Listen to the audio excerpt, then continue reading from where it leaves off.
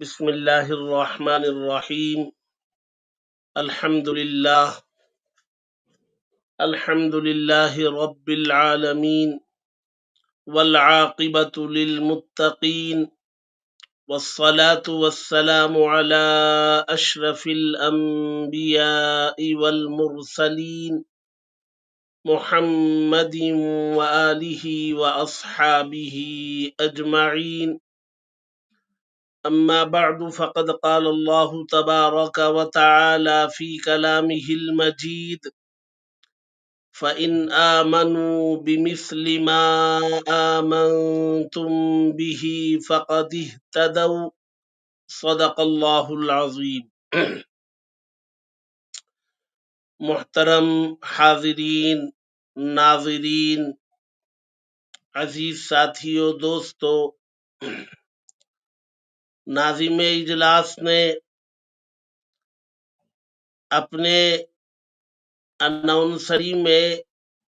خطاب کی دعوت دیتے ہوئے تفصیلی خطاب کا ذکر کیا اور اپنے جذبات کا بھی اظہار کیا، بلکہ ہم سبوں کے جذبات کی نمائندگی کرتے ہوئے فرمایا مسئلہ صحابہ اکرام کی شان کا ہے، ناموس صحابہ کا مسئلہ ہے، تو ہمیں وقت کی کوئی فکر نہیں ہے، اس کی کوئی تحدید نہیں ہے، جتنی دیر بشاشت سے خطاب کیا جا سکتا ہو وہ ہونا چاہیے. میں ان جذبات کی قدر کرتا ہوں اور یہ اپنے صحابہ اکرام سے عشق و عقیدت کی دلیل ہے اور ہونا بھی چاہیے، اور جب ضرورت پڑے گی تو لوگ دیکھیں گے بھی کہ صحابہ اکرام کی ناموس کے لیے اہل ایمان اپنا سب کچھ، نیند، رات، یہ کوئی حیثیت نہیں رکھتے، اپنا سب کچھ قربان کرنے کے لیے تیار ملیں گے. لیکن میں مجھ سے پہلے ملک کی مایہ ناز علمی اور فکری شخصیت حضرت مولانا مفتی محمد شعیب اللہ خان صاحب دامت برکاتہم، جن کو اللہ تبارک و تعالی نے گوناگون خصوصیات سے نوازا ہے، میں ان کا پورا خطاب مکمل میں نے سنا، اور اس سے پہلے بھی فاضل مقررین کرام نے یہاں اپنے اپنے قیمتی خطابات سے نوازا ہوگا، لیکن میں اپنی کسی ہفتہ واری مصروفیت میں مصروف تھا، وہاں سے فارغ ہو کر جب میں شریک ہوا تو مجھے حضرت مولانا مفتی محمد شعیب اللہ خان صاحب کے خطاب کو سننے کا موقع ملا. ماشاءاللہ دل باغ باغ ہو گیا. آج کی جو ضرورت تھی، مرکز تحفظ اسلام نے 10 روزہ آن لائن شان صحابہ کانفرنس کا جو اہتمام کیا اور گزشتہ 10 دنوں سے روزانہ بعد نماز عشاء رات دیر گئے تک ملک کے مختلف ماہر، متبحر، عالم، فضلاء اور اپنے اپنے میدان میں نمایاں خدمات انجام دینے والی شخصیات کو مدعو کر کے گھروں میں بیٹھ کر مرد و خواتین کو صحابہ اکرام کے مقام و مرتبے اور ان کے مناقب و فضائل اور قرآن و حدیث میں اللہ اور اس کے رسول صلی اللہ علیہ وسلم نے ان کے حق میں جن عظیم القابات سے ان کا ذکر فرمایا، تذکرہ فرمایا، وہ گزشتہ 10 دنوں سے یہ سلسلہ مرکز تحفظ اسلام مستقل چلا رہا ہے. ظاہر سی بات ہے مرکز تحفظ اسلام ہند یہ نوجوانوں کی ایک تنظیم ہے جن کو اللہ تبارک و تعالی نے صلاحیت سے بھی نوازا ہے، صالحیت سے بھی انہیں نوازا ہے، اور جب بھی کوئی امت کے لیے فتنہ کھڑا ہوتا ہے یا کہیں سے کوئی نقصان پہنچنے والی بات سامنے آتی ہے تو مرکز کے یہ نوجوان فوراً حرکت میں آتے ہیں اور اس موضوع پر امت کو بیدار کرنے کے لیے بے چین ہو جاتے ہیں، اور ملک کے اکابرین سے رابطہ کر کے کبھی 10 روزہ کبھی 40 روزہ آن لائن کانفرنسوں کا اہتمام کرتے ہیں۔ یہ گزشتہ 10 روزہ آن لائن شان صحابہ کانفرنس کا آج اختتامی پروگرام ہے۔ گزشتہ 10 دنوں سے ملک کے اکابرین نے صحابہ اکرام کی شان، ان کی فضیلت کو بیان کیا کرتے ہوئے چلے آئے ہیں، اور جب سے ہم نے ہوش سنبھالا صحابہ اکرام کی فضیلتوں کو سنتے ہوئے چلے آئے، قرآن مجید کی آیتوں کی تفسیر میں، اللہ کے نبی کی احادیث کی تشریح میں، جب بھی کوئی وعظ و نصیحت سننے کا موقع ملتا ہے تو کوئی آیت پڑھی جاتی ہے، کوئی حدیث پڑھی جاتی ہے، اور اس آیت کی تفسیر بیان کرنے والے کوئی صحابی ہوتے ہیں، حدیث کی تشریح بیان کرنے والے کوئی صحابی ہوتے ہیں، صحابی کے توسط سے اور صحابی کے واسطے سے قرآن مجید کی آیتوں کی تفسیر بھی بیان کی جاتی ہے اور احادیث کی تشریح بھی بیان کی جاتی ہے۔ لیکن آج جس انداز سے مستند، مدلل، تفصیلی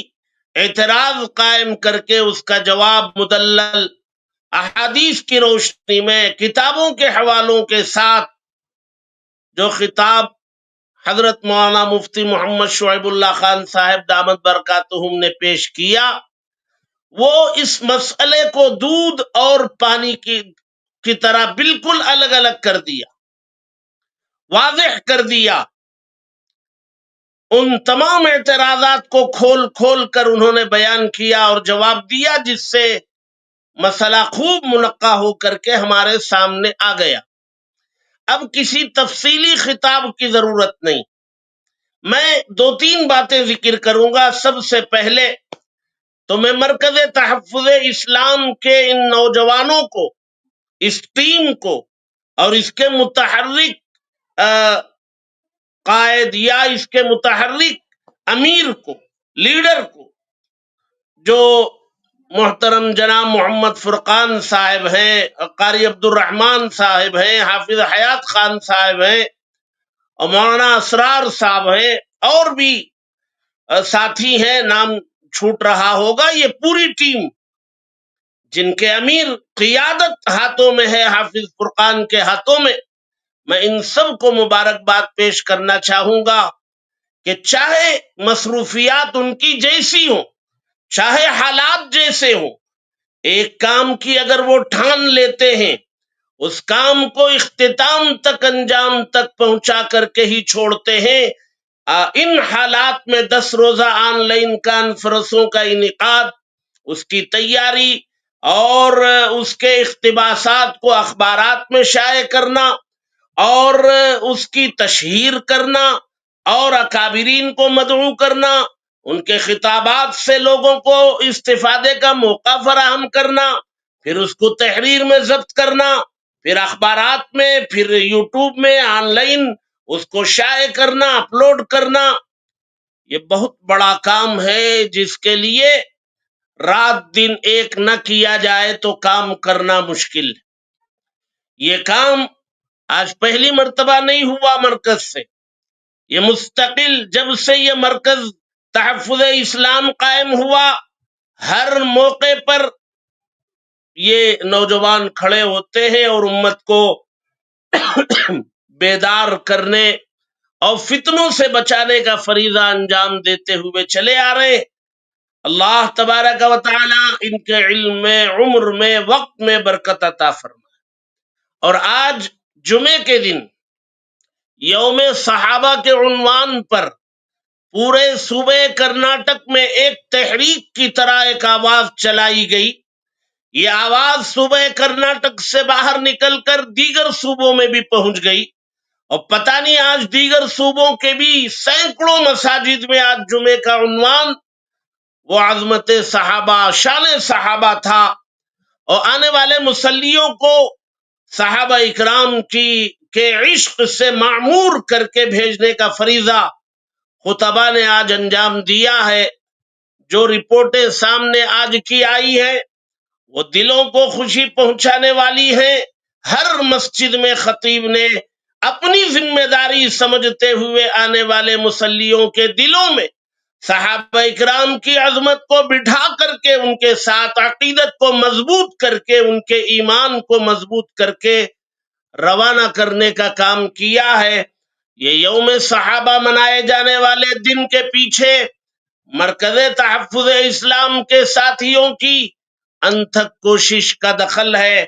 کہ انہوں نے اس آواز کو بر وقت دور تک پہنچایا، اور آج یوم صحابہ الحمدللہ اپنے انعقاد کے مقصد میں بھرپور کامیاب بھی ہوا۔ میں یوم صحابہ کے کامیابی پر بھی ان تمام ساتھیوں کو مبارکباد پیش کرنا چاہتا ہوں، اور آج کے عنوان سے دو باتیں مختصر پیش کر کے اپنی بات ختم کروں گا۔ پہلی بات، جب بھی محرم آتا ہے یا کسی اور موقع پر جو دھوکہ دیا جاتا ہے، عام مسلمانوں کو جو دھوکہ دینے کی کوشش کی جاتی ہے، وہ یوں کوشش ہوتی ہے کہ صحابہ اکرام رضوان اللہ تعالی علیہم اجمعین وہ سب کے سب اللہ کے دیے ہوئے فضائل میں، اللہ کے بیان کردہ فضائل میں، نبی کی بیان کردہ حدیث میں سارے صحابہ برابر شامل ہیں۔ آپ کسی کو مستثنا نہیں کر سکتے۔ اللہ کے نبی نے جس کے بارے میں بتا دیا کہ یہ منافق ہے، آپ کو حق ہے کہ اس کے بارے میں آپ نفاق کی نسبت اس کی طرف کریں۔ یا اللہ کے نبی نے حضرت حذیفہ کو بتایا تھا، اور حضرت حذیفہ نے اگر کسی کو بتا دیا ہو تو ان کو حق ہے کہ نفاق کی نسبت ان کی جانب کی جائے۔ باقی جن کے بارے میں اللہ کے نبی نے کسی کو بتایا نہ ہو، اس کے بارے میں نفاق کی نسبت کرنا، چاہے وہ صحابی کوئی بھی ہو، پہلے زمانے کے ہوں، درمیانی زمانے کو ہوں، آخری زمانے کے ہوں، عمر رسیدہ ہوں، نوجوان ہوں یا بچپن میں ہوں، کسی بھی صحابی کی طرف نفاق کی نسبت اللہ کے نبی کے بیان کیے بغیر کرنا، یہ اپنے ایمان کو خطرے میں ڈالنے کے برابر، چونکہ وہ سیدھے سیدھے قرآن کی آیتوں سے ٹکراتا ہے۔ آپ اگر کسی کی طرف نفاق کی نسبت کرتے ہیں تو آپ کو دلیل پیش کرنے کی ضرورت ہے۔ ایک طرف قرآن سارے صحابہ کے بارے میں، سب کے بارے میں فضائل ذکر کرتا ہے، وَكُلًّا وَعَدَ اللَّهُ الْحُسْنَى أُولَئِكَ هُمُ الرَّاشِدُونَ أُولَئِكَ هُمُ الْمُهْتَدُونَ أولئك الذين امتحن الله قلوبهم للتقوى۔ یہ قرآن مجید کی بے شمار آیتوں میں اللہ تبارک و تعالی نے سارے صحابہ کے فضائل بیان کیے، رضی اللہ عنہم ورضوا عنہ، کسی کو مستثنا نہیں کیا۔ اللہ کے نبی کو حق تھا، اور اللہ کے نبی نے جن کے بارے میں بتا دیا اس کی طرف آپ نفاق کی نسبت کریں، لیکن اللہ کے نبی نے کسی کی نشاندہی نہیں کی، اور آپ نے کسی کی نشاندہی کر کے نام لے کر کسی کے بارے میں آپ نفاق کی نسبت کرتے ہیں، یا آپ ان کی شان میں تنقیص کرتے ہیں، گستاخی کرتے ہیں، تو آپ تو قرآن مجید کی آیت کے مقابلے میں آ جائیں گے، اللہ کے نبی کی ان فضائل کردہ احادیث کے مقابل میں کھڑے ہو جائیں گے، اور جو قرآن و حدیث کے مقابل میں کھڑا ہوتا ہے اس کا ایمان کہاں باقی رہتا ہے؟ اس لیے کسی کو یہ حق حاصل نہیں۔ اللہ کے نبی صلی اللہ علیہ وسلم کے صحابہ میں یقیناً ان کو دو حصوں میں تقسیم کیا جا سکتا۔ ایک تو مطلق صحابہ ہیں جن کے پاس صرف صحابیت کی نسبت ہے، بعض صحابہ وہ ہیں جن کے ساتھ صحابیت کی نسبت کے ساتھ آل بیت کی بھی نسبت ہے، اللہ کے نبی کے خاندان کے فرد ہونے کی بھی حیثیت ہے۔ یہ دو نسبتیں جن کے پاس ہیں وہ مقام و مرتبے میں بلند ہیں، دو نسبتیں ہیں، مقام و مرتبہ ان کا بڑا ہوا ہے، ہمارے سر کے تاج ہیں۔ لیکن آل بیت کے فضائل و مناقب کے عنوان کو لے کر، آل بیت کے مقام و مرتبے کے عنوان کو لے کر دیگر صحابہ یا دیگر صحابہ میں سے کسی ایک صحابی کی تنقیص کرنا یہ جائز نہیں ہے۔ دھوکہ یہاں دیا جا رہا ہے، سمجھنے کی ضرورت ہے۔ آل بیت کا نام لیا جائے گا تو آل بیت کے فضائل بیان کرو، بھائی بہت اچھی بات ہے، ہم بھی سنیں گے، بیان ہم بھی کریں گے، اور ہر نماز میں جب ہم قاعدے میں بیٹھتے ہیں اور درود ابراہیم پڑھتے ہیں تو آل بیت کے فضائل اللہ کے نبی نے نظام بنا دیا ہے، بغیر سوچے سمجھے آل بیت کے فضائل ہر نماز کے اندر بیان کیے جاتے ہیں۔ اللہم صلی علی محمد وعلی آل محمد، اللہم بارک علی محمد وعلی آل محمد، یہ محمد صلی اللہ علیہ وسلم پر رحمت اور برکت کی گزارش اللہ تبارک و تعالی سے کرتے ہیں۔ آپ بھی اگر آل بیت کے فضائل بیان کریں ہمیں کوئی اعتراض نہیں، خوشی ہے، آپ کا استقبال ہے، آئیے آل بیت کے فضائل بیان کریں، لیکن آپ آل بیت کے فضائل کے عنوان کے تحت کسی بھی صحابی کی شان میں گستاخی کریں گے تو یہ برداشت نہیں کیا جائے گا، اور آپ کے ایمان پر سوال اٹھ جائے گا، اٹھانے کی ضرورت نہیں، اٹھ جائے گا، قرآن کے مقابلے میں آپ آ جاتے ہیں۔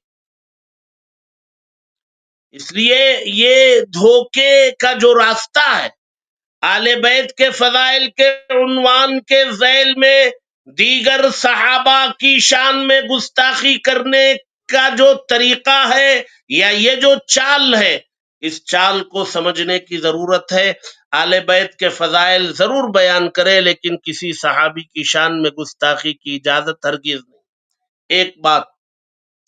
دوسری بات مجھے یہ بتانا ہے کہ دراصل یہ بہت بڑی سازش ہے جس کا شکار کچھ ہمارے اپنے بھی ہو جا رہے ہیں، اور ہمارے اپنے ہو کیوں جاتے ہیں؟ اللہ تبارک و تعالی کسی وجہ سے ان کو گمراہ کرنا چاہتا ہے، ہدایت سے ہٹانا چاہتا ہے، اور اللہ تبارک و تعالی ہٹانے پر آ جائے کوئی صراط مستقیم پر باقی نہیں رہے گا۔ من یہد اللہ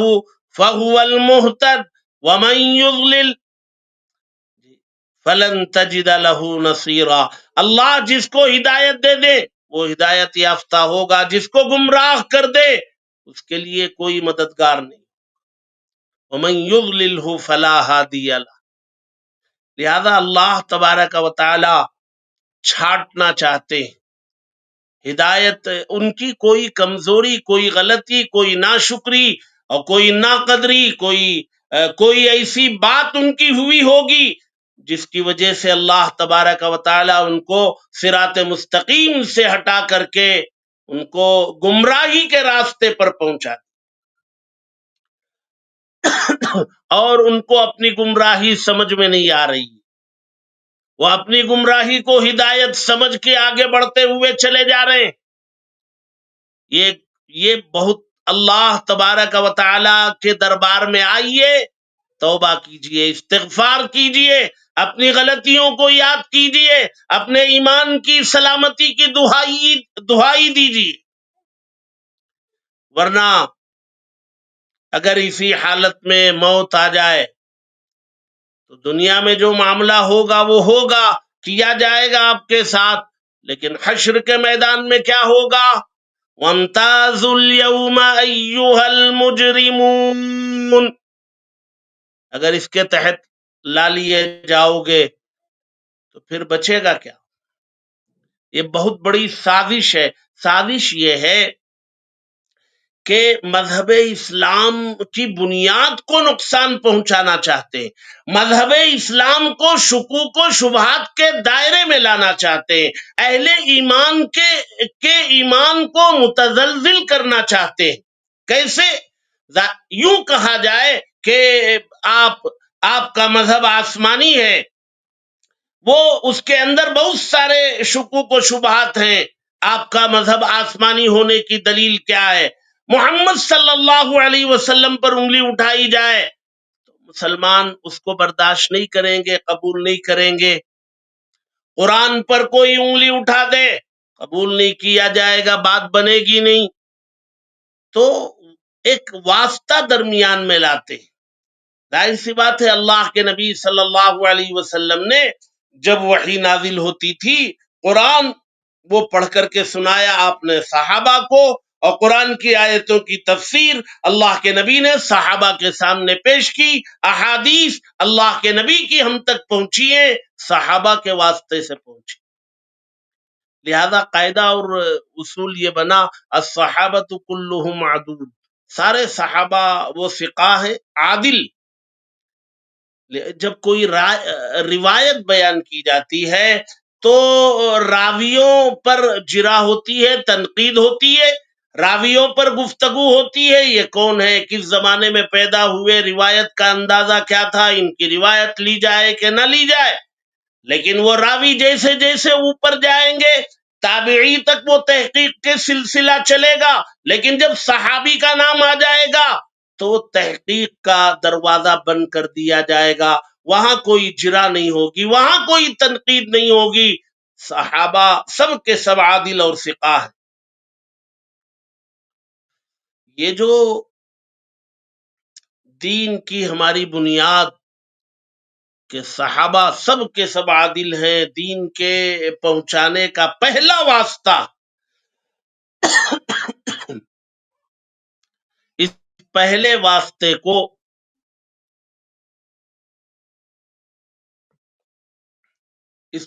واسطے کو نشانہ بنانے کی کوشش، اس پہلے واسطے کو تنقید کی زد میں لا کر کے دراصل وہ مذہب پر حملہ کرنا چاہتے. صحابہ کی تنقید سے اوپر اٹھ کر کے وہ مذہب پر نشانہ سادھنا چاہتے ہیں، اور سیدھے سیدھے مذہب پر نشانہ سادھیں گے تو اس کو پاگل قرار دیا جائے گا، توجہ نہیں کی جائے گی، قبول نہیں کیا جائے گا. اس لیے ایک واسطے کے ذریعے وہ پہلے صحابہ کو تنقید کی زد میں لایا جائے، پھر صحابہ جب تنقید کی زد میں آ جائیں گے، دین انہی کے واسطے سے پہنچا ہے، یہ مشکوک ہو جائیں گے تو ان کے ذریعے جو دین آیا ہے خود بخود مشکوک ہو جائے گا.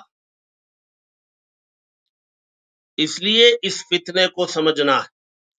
اہل بیت کا نام لے کر کسی صحابی کی تنقید برداشت نہیں کی جائے گی، اور دین پر شک پیدا کرنے کے لیے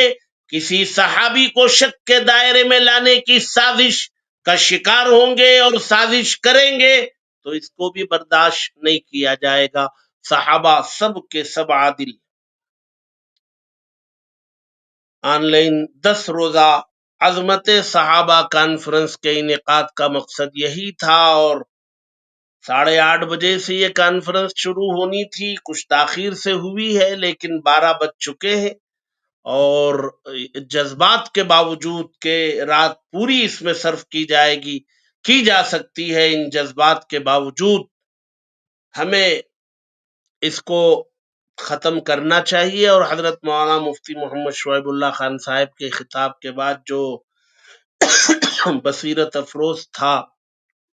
اور دل کی آنکھیں کھولنے والا تھا، اس سے مسئلہ تھا بالکل واضح اور منقع ہو چکا ہے. میں 10 روزہ آن لائن عظمت صحابہ کانفرنس کی کامیابی پر بھی، یوم صحابہ کی کامیابی پر بھی، ان دونوں پر میں مرکز تحفظ اسلام کے تمام ساتھیوں کو مبارکباد پیش کرتا ہوں. اور ملک کے ان تمام اکابرین کا شکر گزار ہوں جنہوں نے ان 10 دنوں میں اور آج حاضر ہو کر کے اس پلیٹ فارم سے ملک میں بسنے والے بلکہ پوری دنیا میں بسنے والے مسلمانوں کے ایمان کی حفاظت کا فریضہ انجام دیا، فتنوں سے بچانے کی بھرپور کوشش کی۔ اللہ تبارک و تعالی تمام مرکز کے ساتھیوں کو بھی، ہمارے تمام اکابرین کو بہترین بدلہ دنیا و آخرت میں عطا فرمائے، آخری سانس تک دین کی خدمات سے ہم سب کو جڑے رہنے کی توفیق عطا فرمائے۔ آمین وآخر دعوانا ان الحمد للہ رب العالمین۔